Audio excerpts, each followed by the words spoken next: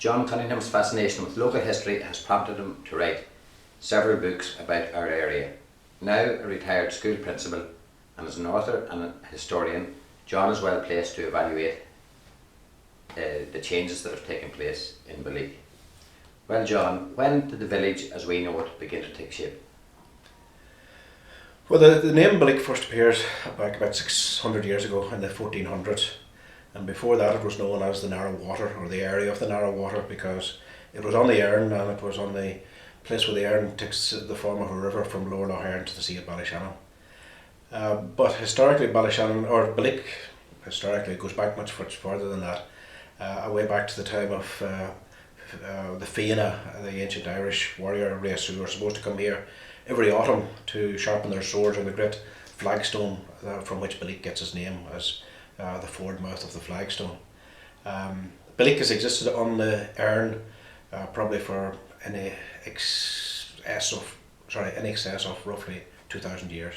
It has been on this border between Ulster, or the northwest of Ireland in particular, and the rest of Ireland, and historically it has occupied this place as a fording place across the river, and also as a place where a sort of an inland port where goods were brought in from the sea at Ballyshannon had to be carried overland to Belleek to get above the great waterfall of Belleek that existed there, and then you were on a navigable Erne for about 60 or 70 miles into the centre of Ireland. So Belleek's existence really comes about through being a crossing place on the river and being as a sort of beginning and ending of the navigable Erne. Would the fact that Belleek is located where it is affected why the pottery is built where it is? Only to a very small extent. The pottery is built where it is because the motive power of the pottery was the water wheel, which ground the ingredients, feldspar and china clay, and removed the impurities so that you could make china from the resulting slip. But in reality, the pottery owes existence to the fact that raw materials, china clay and feldspar, could be found within a few miles of Belleek, and then they were brought into this water source. And apart from having the water power and the natural raw materials, the pottery really owes existence to the local landlord, John Caldwell Bloomfield, and it was his initiative and his drive and his determination to make use of these raw materials in the locality that led to the founding of Belleek pottery.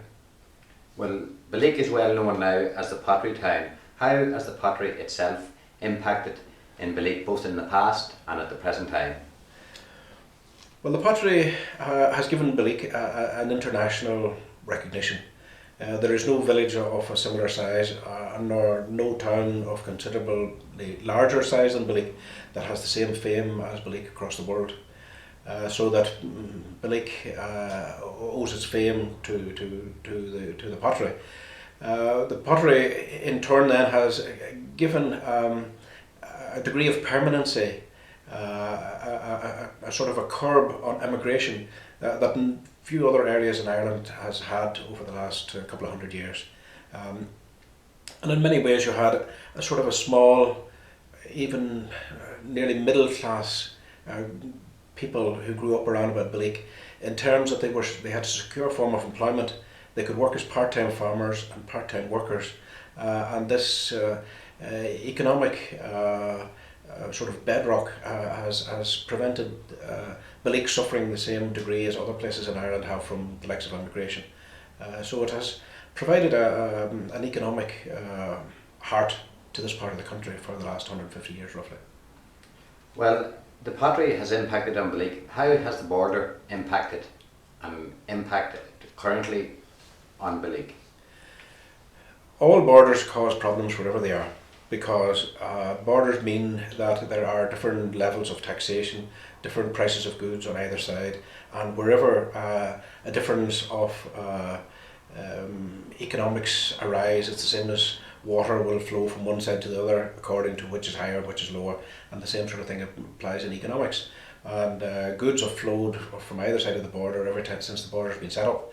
Borders cause an economic blight, and sometimes, as we have seen in Belleek over the last 20 or 30 years with huge amounts of currency fluctuation, maybe 20 to 30% on either side, that you have seen a blighting on one side of the border, and then prices have changed and the blight then is struck on the other side of the border. And we have had this seesaw economic effect of blight moving from either side of the border around Belleek all through the years since the border was set up, but particularly so in the last 20-30 years. We have the pottery, the borders, but we also have the troubles and had the troubles. And Belleek was bombed several times in the 70s, 80s and early 90s. How has Belleek survived the troubles?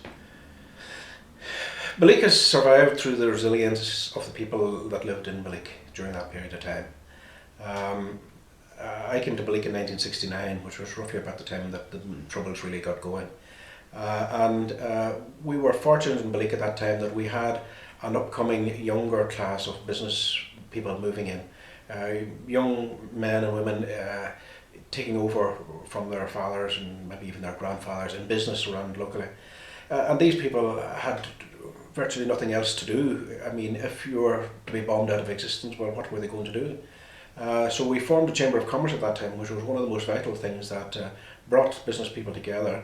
And there arose a determination that we were going to keep going on. So where other towns and other places lay down under the effects of bombing and said, well, we'll sit here and wait on our compensation coming along, Belleek didn't do that. And the following morning, after every single bomb around Belleek, it was plain to be seen that the local business people were out there and repairing and opening up and carrying on because, as I think as everybody at that time said, it's better to light a candle than sit in the darkness. So we weren't prepared as a community to sit in the darkness.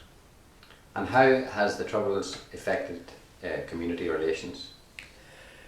It hasn't affected community relations really very much around about the Belleek area. Community relations have always been pretty good around here, but then you tend only really to find major tensions between communities where one is numerically close to the other. In and around Belleek, you have only something like 10 or 12 families supporting the local Church of Ireland, so it's probably only corresponds to about 5% of the local population. So neither side really offers any sort of form of threat to the other, and the relations have been extremely good. And for example, any time that the local Church of Ireland has sought money for their church repairs, etc., all of the local Roman Catholic community have always helped, and this help has been gratefully received. We're now in the year 2000. What are your hopes for Belleek, and where do you see us going in the new millennium? Belleek can only keep growing, I think, at the moment. It's very noticeable to see the amount of building that has been going on in Belleek over the last little while. It is also plain to see the sort of determination of local businesses to do their best to combat even very difficult financial times at the moment with a major currency difference between here and the other side of the border.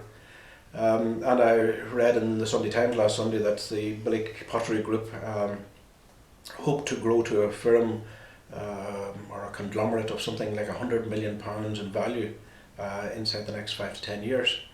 And the amount of I would expect further investment in Belleek around here, and I think the only thing that possibly we need to do is to develop something other than Belleek, China in the locality. I think there's a great danger, as in all towns that have only got one major industry, too much of a reliance on one particular thing, that Belleek could be very badly hurt if something happened in the China market or a downturn in world markets were to sort of bring Belleek pottery sales tumbling down again. I think it's an urgent requirement about the town that possibly we need, for example, another street in the town because we're confined in the space we have at the moment. And I think we will see more and more development on the other side of the bridge in what's now Clyhore, but which has always been part of Belleek as well. So I can see the place getting bigger numerically, better financially, but I think it's beginning to lose a degree of community and a community awareness and knowledge of each other. I sit in my house and look out, and there are great numbers of people passing up and down past me now that I haven't a clue who they are. And I would think that a lot of people in the village and in business would find difficulty come to terms with the fact that there are so many people in the village now that we don't know. I talked to somebody working in the pottery recently, and they said they only thought that maybe about 20 or 30% of the pottery workers they now knew. And this sort of a degree of strangeness or maybe alienation in the fact that people don't all know each other as we used to do. It's a new thing for Belleek, and maybe the community needs to take some sort of measures to increase mixing or to increase awareness of each other, so that we can integrate and take these people into a bigger and wider community than we have been used to in the past.